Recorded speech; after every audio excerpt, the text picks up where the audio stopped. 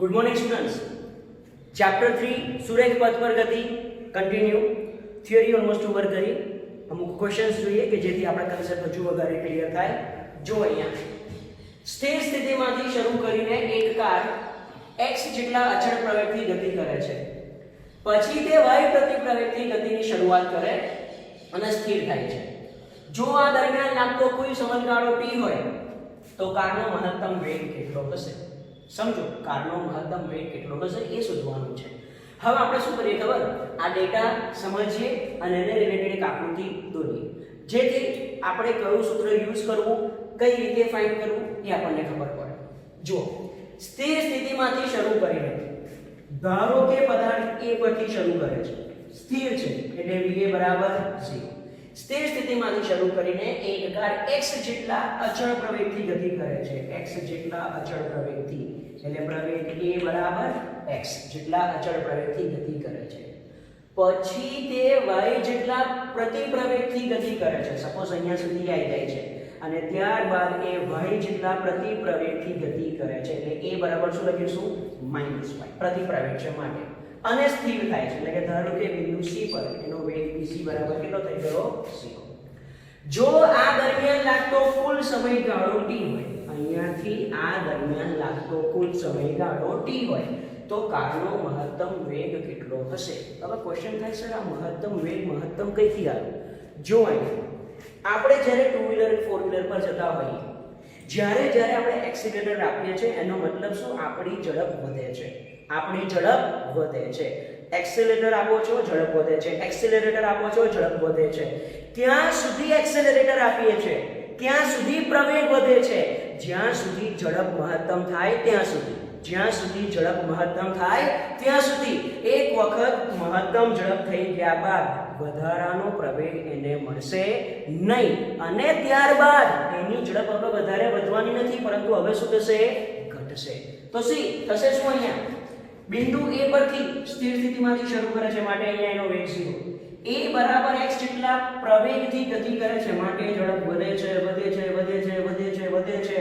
Suppose બિંદુ b પાસે મહત્તમ બને છે, બિંદુ b પાસે એની ઝડપ મહત્તમ બને છે vm, અને ત્યારબાદ એ y જેટલા પ્રતિ પ્રવેગથી ગતિ કરે છે અને c પર આપણે સ્થિર થાય છે।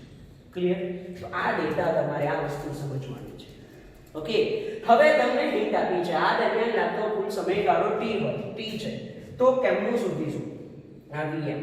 તો જો આ હિન્ટ કેમની આપી? કુલ સમયગાળો t છે ને, એને હું બે ભાગમાં ડિવાઈડ, બે ભાગમાં। ઓકે, પહેલા a થી b જતા લાગતો સમય t1, પછી b થી c જતા લાગતો સમય t2, તો કુલ સમયગાળો કેટલો થાય? t t1 t2। ખબર પડી? તો હવે હું પહેલા t1 શોધું અને પછી t2 શોધું। એના માટે ડેટા કઈ રીતે થશે? જો અહીંયા ધ્યાન રાખજો ખાસ, c a b સમયગાળો લો t1 શોધવા માટે, પ્રારંભિક વેગ, અંતિમ વેગ, સમય અને પ્રવેગ। તો આ ચારે ચાર રાશિના સાંકળતું સૂત્ર કયું યુઝ થશે? યસ, આ સૂત્ર યુઝ થશે, v v0 at। આપણે આ સૂત્રનો અહીંયા યુઝ કરીશું, v v0 at। ચલો, આ સૂત્ર હું પહેલું લખું છું ab માટે। કોના માટે લખું છું? ab, એટલે અહીંયાથી અહીંયા જવા માટે। ઓકે, અંતિમ વેગ a થી શરૂઆત કરે છે એટલે v એ પ્રારંભિક વેગ, b પર અંત થાય છે એટલે b પરનો જે વેગ છે એ અંતિમ વેગ। તો શું લખું અહીંયા? vb va plus a t1। Okay, vb b પાસે તો એનો વેગ કેવો છે? મહત્તમ, માટે શું લખું? vm va, a પાસે વેગ કેટલો છે? 0, a ની જગ્યાએ શું લખી નાખું?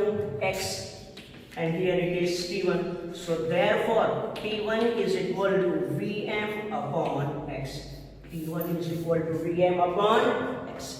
એ જ રીતે જે બીજો પાર્ટ છે b થી c, એના માટે આ સૂત્ર વાપરું, b પ્રારંભિક બિંદુ, c અંતિમ બિંદુ। તો શું લખીશ સૂત્ર? vc vb plus a t2। ચલો ડેટા મૂકીએ, c પર સ્થિર થાય છે એટલે vc બરાબર 0, b પર વેગ કેવો છે? મહત્તમ, એટલે vm, એની જગ્યાએ શું લખવાનું છે હવે? -y, so -y t2। આ પદ આ બાજુ લઈએ તો y t2 vm, તો t2 is equal to vm upon y. તો t1 ની કિંમત આવી vm upon x, t2 ની કિંમત આવી vm upon y. હવે કુલ સમય t is equal to t1 plus t2. તો t is equal to vm upon x plus vm upon y. So therefore t is equal to vm અને vm સામાન્ય લઈ લીધા, vm અને vm સામાન્ય લઈ લીધા. કૌંસમાં બાકી શું રહેશે? 1 upon x plus 1 upon y. જો મારે આને લખવું હોય તો આ રીતે લખાય vm ક્રોસ ગુણાકાર કરી દો xy upon x plus y. Clear? તમારે શોધવાના છે vm, સિમ્પલ vm ને સૂત્રનો કરતા બનાવી દો તો આ x plus y અહીંયા ઉપર જતા રહેશે અને xy કે જતા રહેશે નીચે. ઓકે, ખબર પડી? સી અહીંયા t is equal to vm upon x plus 1 upon fy. તો x plus y, it is x plus y and it is xy. vm ને સૂત્રનો કરતા બનાવી દો તો vm is equal to it is xy upon x plus y into t. આ થઈ ગયું vm નું સૂત્ર. ક્લિયર? યાદ રાખજો, જે ક્વેશ્ચનમાં આવા સૂત્રો સાબિત કરીએ છે, જે ક્વેશ્ચનમાં આવા સૂત્રો સાબિત કરીએ છે, આ બધા સૂત્રો યાદ રાખજો. કારણ કે તમને કોઈક વાર ક્વેશ્ચન એવા પૂછાય કે આ x, આ y અને આ t એની જગ્યાએ કિંમતો આપેલી હોય. 10 x ની જગ્યાએ આપેલા હોય, y ની જગ્યાએ 5 આપેલા હોય, t ની જગ્યાએ 10 આપેલા હોય. તો સિમ્પલ તમારે ફરીથી આખો ક્વેશ્ચન જ્યારે MCQ માં પૂછાયો હોય ત્યારે સોલ્વ કરવાની જરૂર નથી. તમને જો આ સૂત્ર ખબર હોય ને તો આ સૂત્રમાં તમે કિંમતો મૂકીને એ સોલ્વ કરી શકો છો. ક્લિયર? ઓકે, નેક્સ્ટ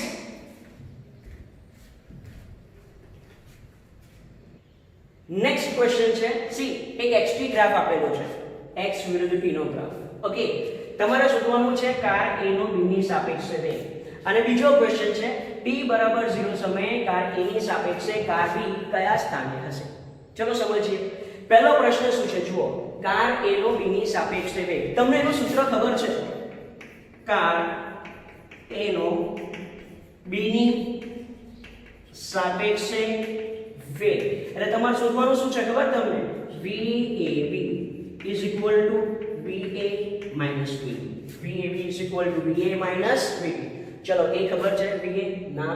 vb ખબર છે? ના. તો કઈ રીતે શોધીશું?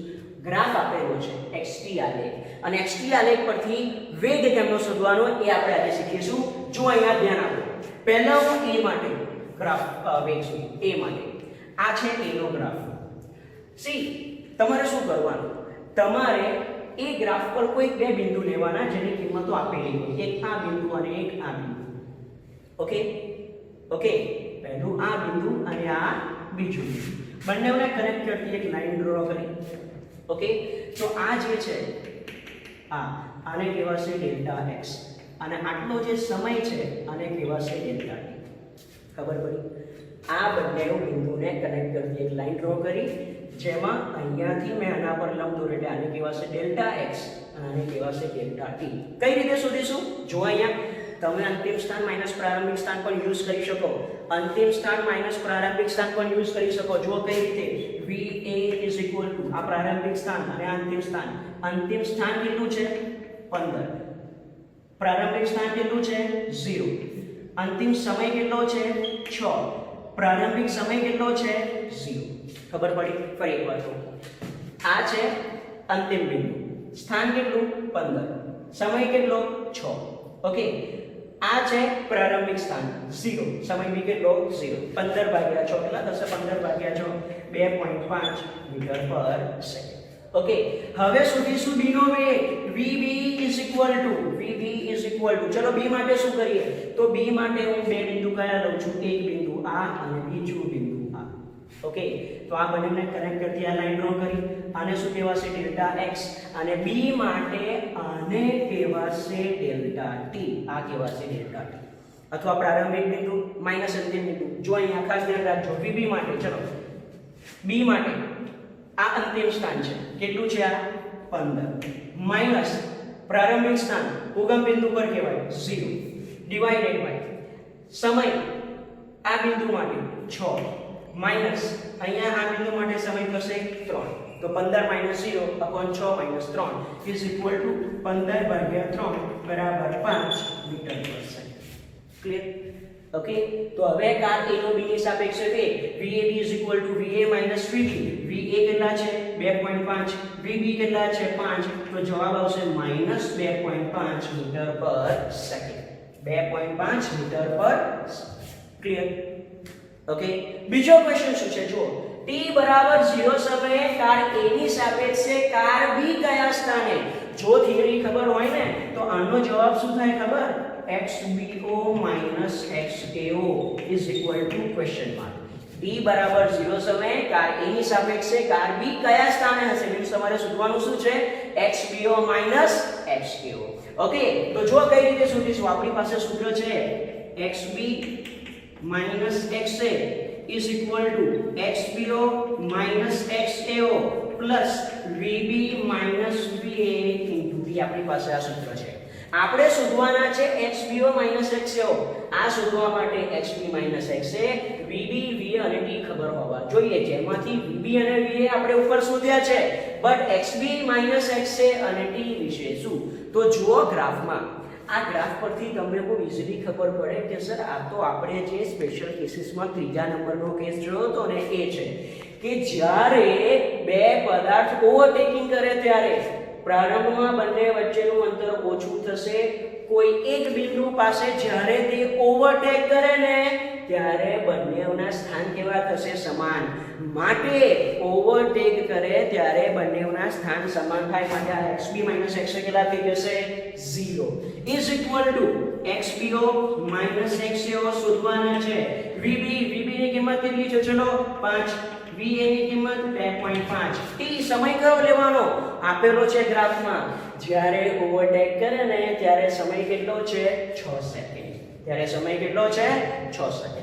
So 0 is equal to xbo minus xao plus 5 minus 2.5 2.5 ગુણ્યા 6 એટલે 15 and therefore xbo minus xao is equal to -15 metre. એ છે b નું a ની સાપેક્ષે t બરાબર 0 એ સ્થાન. ખબર પડી? વિદ્યાર્થીઓ ખાસ ધ્યાન રાખજો. ગ્રાફ પરથી xt ગ્રાફ આપેલો હોય તો xt ગ્રાફ પરથી વેગ કેમનો શોધવાનો? xt ગ્રાફ પરથી વેગ કેમનો શોધવાનો? કેલ્ક્યુલેશનમાં થોડું ધ્યાન રાખજો. How to calculate this. કોઈ ગણિતીય સૂત્રમાં કે પથમાં કોઈ ભૂલ ના થાય એ ખાસ ધ્યાન રાખજો. ઓકે, એક નાનકડી ભૂલ સોલ્વ કરવામાં બહુ વધારે પડતો ટાઈમ માંગી લેશે. ક્લિયર? જે કંઈ પણ ડાઉટ તમને હોય એ ડાઉટ તમે મને WhatsApp નંબર પર મોકલી શકો છો. એ ટાઈમે અથવા તો જ્યારે હું ફ્રી થઈશ ત્યારે તમારા ડાઉટ સોલ્વ કરવાનો મેક્સિમમ ટ્રાય કરીશ. બરાબર? વિડીયો પોઝ કરો અને તમને જે કંઈ પણ ડાઉટ હોય એ ડાઉટ તમે મને મારા નંબર પર મોકલી શકો છો. ઓકે, લખી લો. જો વિદ્યાર્થીઓ હજુ એક ક્વેશ્ચન જોઈએ. એક ટાવરની ઊંચાઈ 39.2 મીટર છે.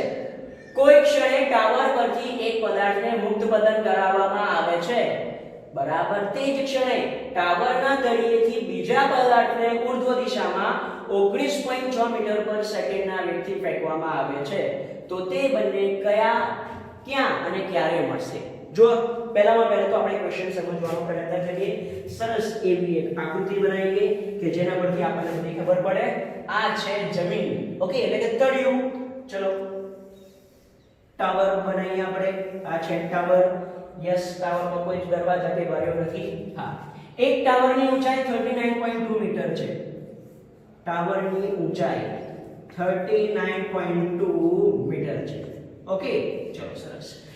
કોઈ ક્ષણે ટાવર પરથી એક પદાર્થને મુક્ત પતન કરાવવામાં આવે છે. કયા પદાર્થને મુક્ત પતન કરાવવામાં આવે છે એનું નામકરણ કરીએ. એ ધારો કે એ પદાર્થને મુક્ત પતન કરાવવામાં આવે છે. એ પદાર્થને શું કરાવવામાં આવે છે?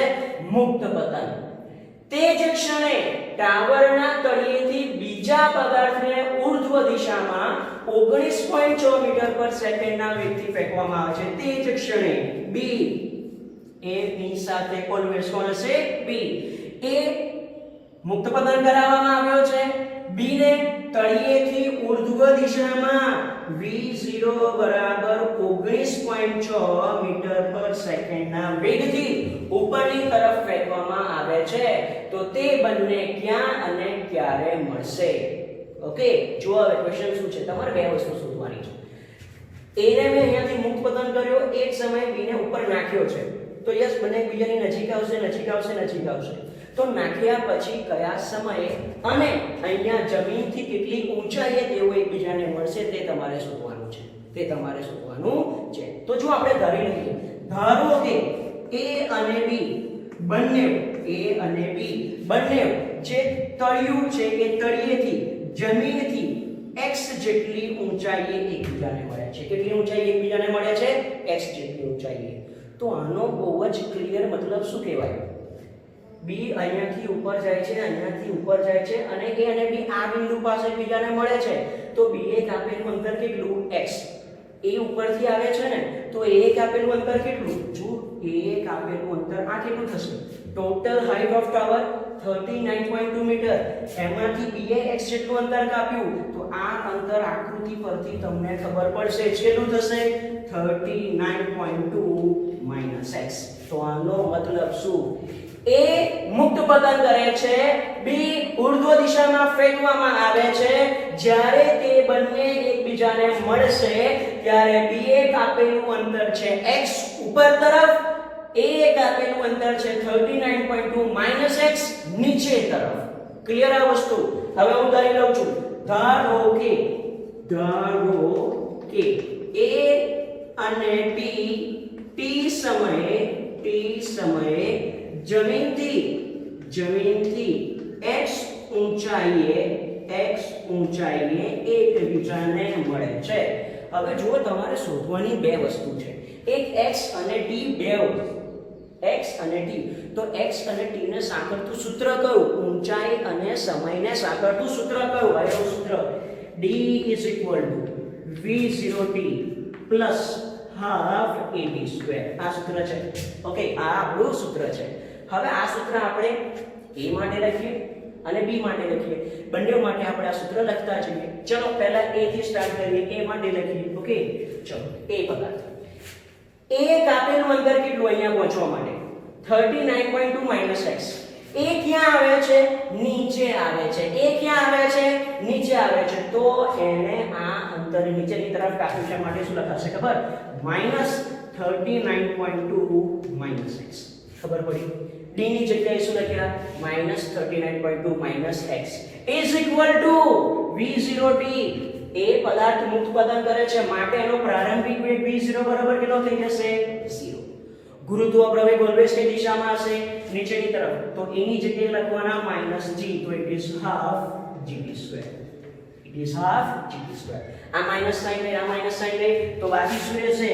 39.2 - x is equal to half gt². સમીકરણ નંબર 1. ક્લિયર? હવે આવું જ ઇક્વેશન હું લખીશ b માટે. ચલો, b ઉપરની દિશામાં ફેંકવામાં આવે છે. b એ અહીંયા પહોંચવા માટે કેટલું અંતર કાપ્યું છે? x ઉપરની તરફ છે. b કઈ દિશામાં જાય છે? ઉપરની તરફ. એટલે અંતર x ને કેવું લખ્યું? Positive. Yes, is equal to v0 જેટલા પ્રારંભિક વેગથી વેગ પણ ઉપરની દિશામાં છે એટલે v0 ની જગ્યાએ શું લખું? 19.6. પરંતુ ગુરુત્વ પ્રવેગ તો ઉપર જાય કે નીચે જાય? ગુરુત્વ પ્રવેગ ઓલવેઝ કઈ દિશામાં હશે? નીચે તરફ. તો એની જગ્યાએ લખું છું -half gt². સમીકરણ નંબર 2. ઓકે, હવે સમીકરણ 1 અને 2 બંનેનો સરવાળો કરીએ કે સમીકરણ નંબર 1 વત્તા સમીકરણ નંબર 2 તો 39.2 - x પ્લસ x. ડાબી બાજુ ખબર પડી? 39.2 - x plus x is equal to જમણી બાજુ half gt² plus 19.60 minus half gt². half gt² ગયા, અહીંયાથી x ગયા તો 39.2 is equal to 19.60. So therefore t is equal to 39.2 into 19.6 divided by 19.6. So therefore t is equal to it is 2 seconds. T is equal to it is 2 seconds. એક જ જવાબ મળ્યો છે. t t બરાબર 2 second.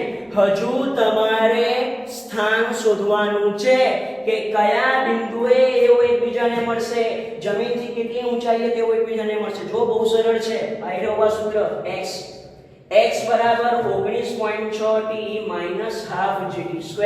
19.6 ખબર છે, t 2 second. g ની કિંમત તમારે કેટલી લેવાની છે આ કેસ માટે? g ની કિંમત તમારે લેવાની છે 9.8 મીટર પર સેકન્ડ સ્ક્વેર. કોઈને થાય સર ખબર કેમ નહીં પડે? બીકોઝ અહીંયા જો તમે ડેટા જોશો ને 19.6 પછી આ 39.2 આ બધા 9.8 ના ગુણાંકમાં છે. માટે અહીંયા આપણે g ની વેલ્યુ કેટલી લીધી છે? 9.8 મીટર પર સેકન્ડ સ્ક્વેર. x શોધો અને એનો જવાબ મને કમેન્ટ બોક્સમાં આપવાનું ભૂલતા નહીં. Okay, next question. કોઈ કણનો વેગ v બરાબર 40 અનુસાર બદલાય છે. t બરાબર 2 સેકન્ડ થી t બરાબર 4 સેકન્ડના સમયગાળામાં કાપેલું અંતર શોધો. જો વિદ્યાર્થીઓ, ફિઝિક્સ મેથ્સ એવા સબ્જેક્ટ છે કે બધા જ ક્વેશ્ચન્સ જરૂરી નથી કોઈ એક જ મેથડથી સોલ્વ થાય. હા, અમુક ક્વેશ્ચન્સ માટે જુદી જુદી મેથડ હોઈ શકે છે. અહીંયા આ ક્વેશ્ચન બે મેથડથી સોલ્વ થાય. પહેલું v 40 આપ્યા છે તો પહેલી મેથડ કહો v/t કરો. v/t એટલે પ્રવેગ એટલે a બરાબર 4 આવી ગયા. યસ. t ની કિંમત 0 મૂકો એટલે પ્રારંભિક વેગ મળી ગયો. યસ. પ્રારંભિક વેગ અને પ્રવેગ મળી ગયા. પહેલા 4 સેકન્ડમાં કાપેલ અંતર શોધો, પછી 2 સેકન્ડમાં અંતર કાપેલ શોધો અને ત્યારબાદ બંનેની બાદબાકી લઈ લો. તો યસ, તમને મળી જશે તમારો જવાબ. બટ લેન્થી કેટલું થશે? પહેલા પ્રવેગ શોધવાનો, પ્રારંભિક વેગ શોધવાનો, 4 સેકન્ડમાં કાપેલ અંતર શોધવાનું, 2 સેકન્ડમાં કાપેલ અંતર શોધવાનું, બંનેની બાદબાકી લેવાની. હા, થોડોક લાંબો થઈ જશે ક્વેશ્ચન. બટ ઇફ જો તમને અમુક મેથેમેટિકલ કન્સેપ્ટ ક્લિયર હશે તો આ ક્વેશ્ચન બહુ શોર્ટમાં બતાવીશું. જો કઈ રીતે? With the help of integration, સંકલન.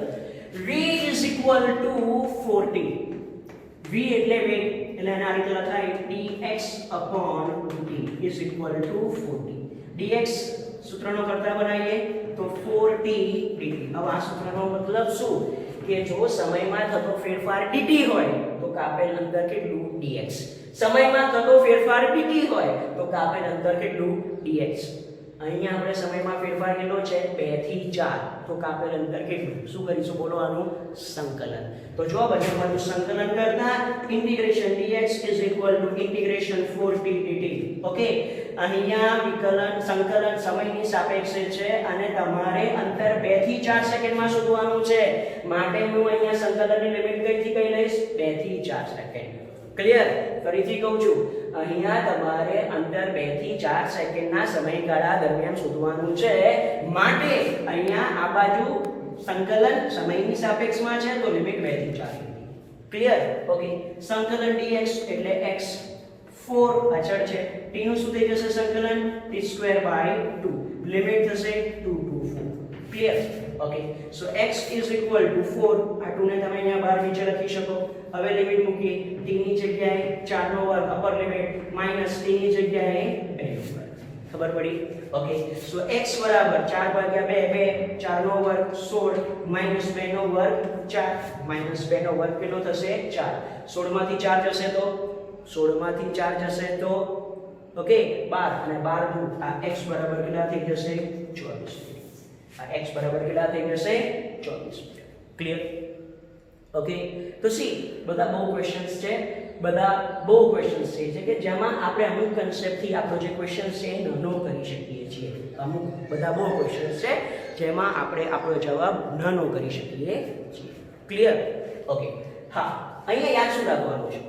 જો x આપ્યો હોય ને તો x પરથી v કેમ ના શોધાય? તો આપણને ખબર છે સંકલનની મદદથી. શાની મદદથી? સંકલનની મદદથી. બટ v પરથી x શોધવો હોય તો એનું શું કરવું પડશે? આપણે x પરથી v શોધવા હોય તો આપણે શાની મદદથી શોધીશું? વિકલન, જે આપણે બધા બહુ ક્વેશ્ચન્સ જોયા છે. ઓકે, બટ જો આપણે v પરથી x શોધવા હોય જે રીતે હમણાં જોયું તો એના માટે આપણે શું કરીશું? સંકલન. અને આ બંને કેસ બહુ જ ધ્યાન રાખજો, બહુ જ ધ્યાન રાખજો. બધા બહુ ક્વેશ્ચન્સ આના રિલેટેડ કોમ્પિટિટિવ એક્ઝામમાં નીટ જેડબલઈ બધા એક્ઝામમાં પૂછાય છે, જેમાં તમારે વેગ પરથી x શોધવાના આવે છે.